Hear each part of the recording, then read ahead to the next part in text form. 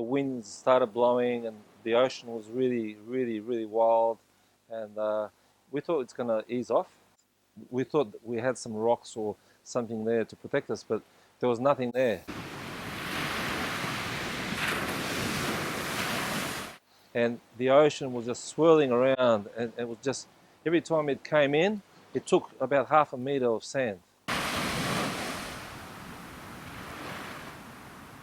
As you can see now, you can see the difference in the height. All this was back to roughly about 20 meters down. And then I had a lounge room here, sunroom, that fell in. Had a beautiful veranda here, that also fell in. It also went in under the house for another 2 or 3 meters, and the footings fell in as well. So the house was leaning over to the right, and so it was quite a bit of damage. Tony Kogorski and his wife won't be able to move back into their home until after Christmas. They bought the house on Pittwater Road in Collaroy last year, but it was heavily damaged during storms in June.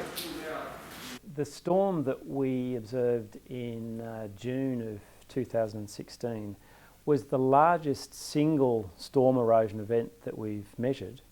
But along the Sydney coastline, there are east coast lows, typically a couple every year.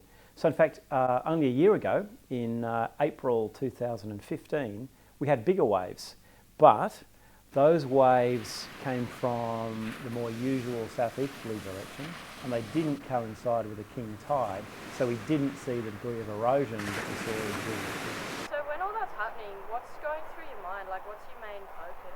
Yeah, the main focus is you want to protect what you've got. The SES guys said, look guys, you've got another 5-10 minutes, pack your gear, you're all evacuated. This is the great problem with the Australian coast and the Australian environment. It's big enough and it's ugly enough to look after itself, as it were. Well, in this particular instance, it's not. We broke this beach, and like in the China shop, we got to pay for it now. Climate modellers tell us that we should expect more storms from unusual directions into the future.